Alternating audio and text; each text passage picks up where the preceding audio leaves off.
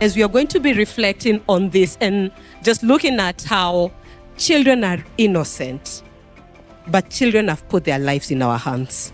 Decisions we make determine their future. And so today we are going to be having that conversation and asking ourselves, this child who's in that photograph, have we secured her future to be the leader of tomorrow? Because yes, now she's a young child, but she's looking forward to be an adult. And she's in the hands of an adult today for her to get to that level. So what decisions do we make to secure the future? But even as we are looking at securing the future, it's important for us to also narrow down to immunization as a critical player in securing that future. And as rightfully was mentioned in this room, that Kenya for more than 45 years has focused on immunization through a structured program through the National Vaccine and Immunization Program. And there's been a lot of intervention. Kenya is also part of the countries which played a critical role in the smallpox elimination. And so that's something that we can applaud the country. Let's put our hands together for Kenya.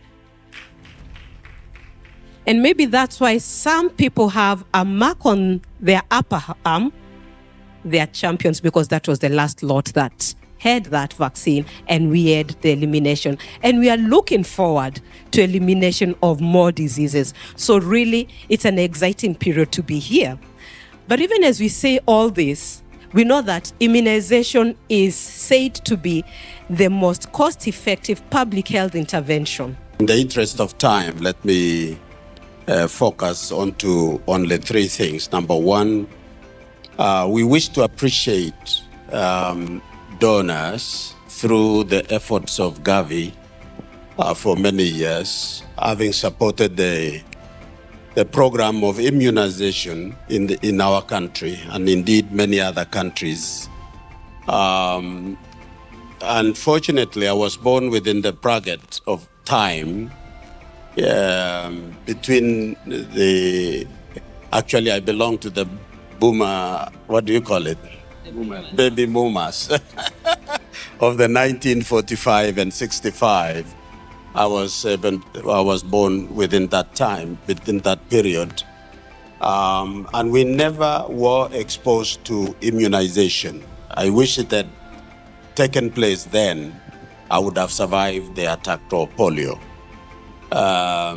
So at the age of 5, I suffered polio, and many of us at that time, 5 years and below, suffered polio all over the world. It is in the record of WHO.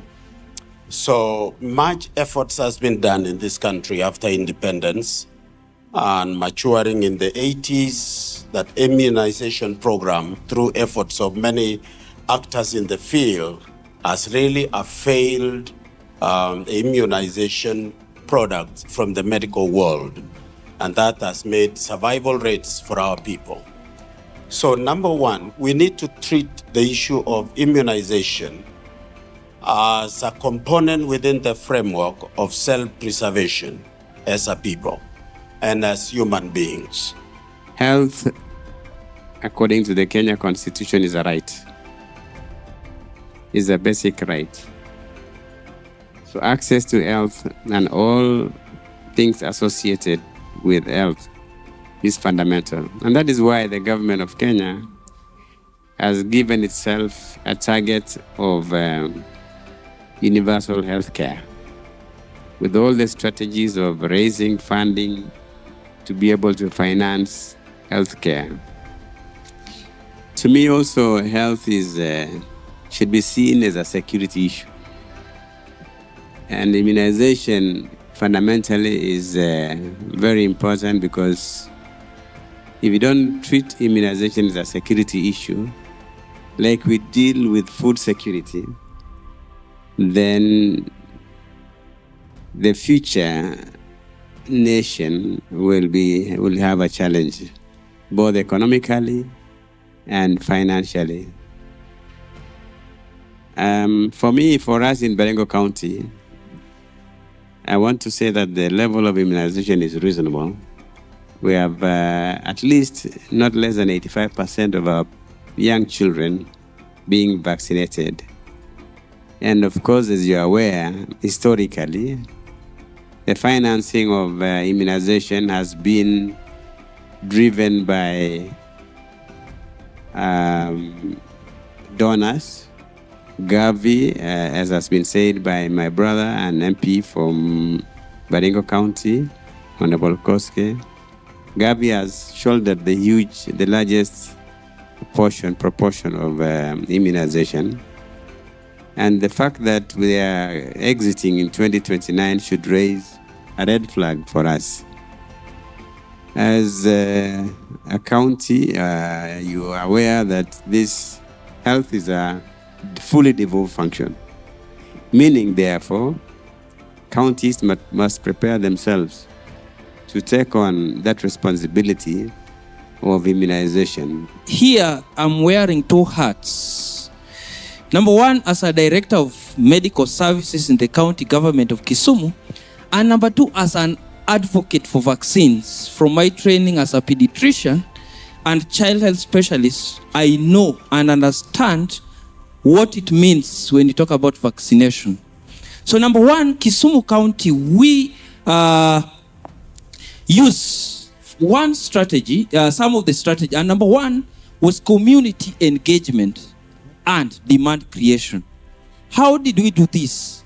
The community engagement, we first sensitize our CHPs, the level 1, to map out all house to house, mapping all these households on what we call the dose and those who are defaulters, so that we use what we call a targeted outreach for those areas.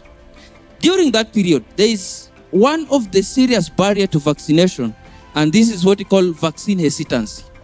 During this period, we employed what we call the use of those trusted messengers. Who are the trusted messengers? In the community, one of those people are the religious leaders. They are trusted with their members. The community leaders, the opinion leaders, we brought them on board so that we reduce and we counteract the vaccine hesitance. This really helped Muhoroni sub-county, which is a little bit vast when you compare it with other sub-counties in Kisumu. It helped us to move our vaccination from a percentage of 76 to 86%. In the tight fiscal space and in the reality of shrinking donor funding, programming has to be done differently.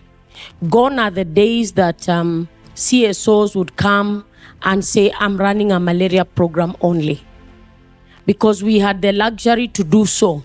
Hire your own CHVs, or now called CHPs, and do your own thing.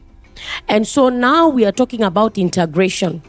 And I think integration is cost effective because it leverages on existing human resource, on the services available in a facility, so that you are not having vertical programming. And so one of the roles of CSOs, number one, I think right now where we stand is that CSOs need to redefine what they call service delivery and how you integrate within primary health care, because we are saying that primary health care is now the vehicle that is going to take us to universal health coverage. From the Ministry of Health perspective, I'll speak from the Ministry of Health perspective. Few things are important for us, and I'll mention 4 of them. One is the whole value of immunization in terms of what we call vaccine preventable diseases. And I think that's where we need to start as a country. Why do we immunize? The why. I think that's the question we have to answer. And I'll give you a practical example of something like rotavirus. So rotavirus is a disease that causes diarrhea in children particularly, and it can be very devastating. If you go to the Netherlands, for the last 15 years, no child has died of diarrhea. So they do not give the rota vaccine because it is not something that is of value to their healthcare system. In Kenya, diarrheal diseases, diarrhea alone is number 3 in terms of mortality for children. So when we look at what we call the disease profile of the country, the disease profile, what makes Kenyans die? So that's where we start. Then we look at, out of these things that make Kenyans die, which ones can we prevent through vaccination? So vaccination is not just something, and I see it all the time, where people are just pushing, oh, we need this vaccine, we need this vaccine, we need this vaccine. It's the disease profile of the country. What makes Kenyans die? The process of financing has been, as we said in the beginning, largely depended on the support, thankfully, by the Gavi. But I think what has been an issue on our part is that even the portion which was supposed to be paid by Kenyan government was either delayed or it took much time, and therefore it hampered the effectiveness of financial flow. And now we are faced with this deadline in Parliament. We would be able to support the Department of Health if this particular budgetary concern and need can be generated so that it becomes, first of all, as part of the national fiscal planning. So I think as a country, this is something that we cannot rely on. We should have less of others, but more of us participating, because these are our children. These are our heritage. This is our future. In that part of changes, I have 3 categories. 1, the national government, 2nd, the county, and 3rd, to HENNET. To the national government, you should also give immunization a priority, the same way you have given other services a priority, since immunization is the root of many preventable diseases. So you should set aside a budget that saves money or funding to the county government so that whenever a county have experience vaccine stockouts is not countrywide. Like whenever my county, Kisumu County, experience vaccine stockouts, I should go to the PS or I should go to Dr. Sunday so that I can address the issue with Sunday in order to prevent those, so that I can go to Dr. Sunday and discuss the issue and tell Dr. Sunday that a facility so and so, there's a vaccine that is not being given to the children, not that it affects the whole country. When it affects the whole country, it comes a threat than when it affects a county.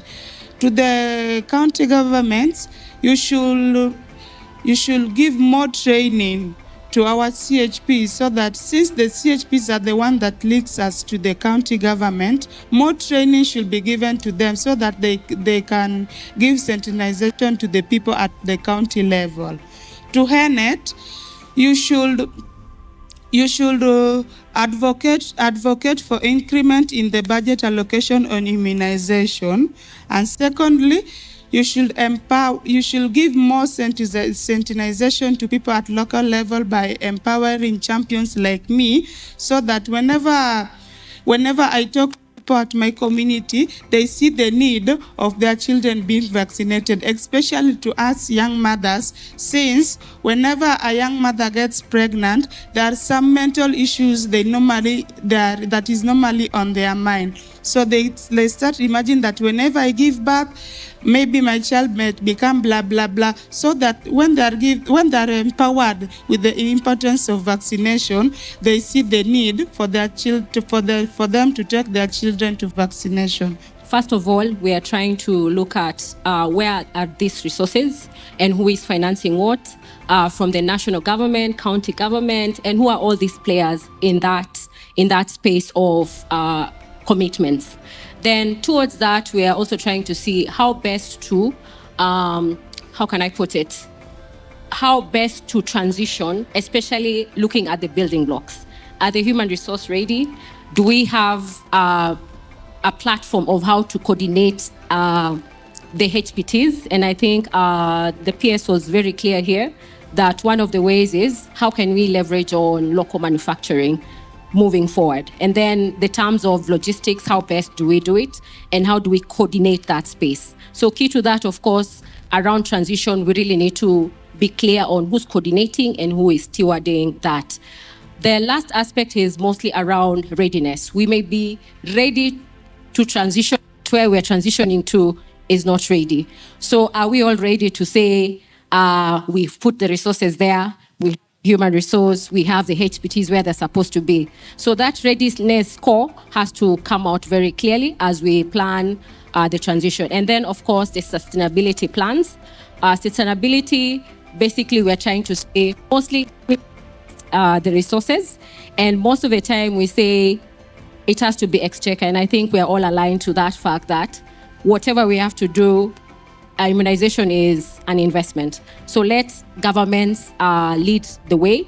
And then two is how best do we progressively include vaccination in our benefit package. Remember, in this space, the purchasers are many. We have the national government, we have county governments, we have partners, we have private insurance, we have the social health insurance. So then how do we strategically do the purchasing? And I think that is where my fellow panelists here was alluding to. Should it be tax funded or should it be social? But the big picture should be, let's have governments lead the way. As a governor, I will take up this matter, even with the Council of Governors, for us to prioritize the issue of primary health care, and in particular, the issue of vaccinations. But more important, and I want to take the line of my colleague here, that I think the HENNET and the civil society organizations that deal with health should also perhaps see a way of sensitizing legislators at the county level. More often than not, we politicians, and I'm guilty of it, tend to go for structural things. We would like to see a hospital being built. We would like to see school being built. But the softer issues, such as vaccination, they are relegated to the periphery. So as you go and do petition at the National Assembly, similarly do the same at the county assemblies. And when you petition at the National Assembly, the key thing here is for Treasury during the budgeting level to ring-fence budgets for vaccination and primary health care. And of course, the budget is supposed to be a public participatory issue. So I don't understand, I don't know how much we, the stakeholders in these issues of immunization, have raised our voices during the budget-making process. But the key matter is legislation to create an act of parliament that compels Treasury to set aside a certain percentage of funds towards immunization and primary health care. And when it comes down to the county governments, the same should happen. Thank you very much, and God bless us all. Thank you.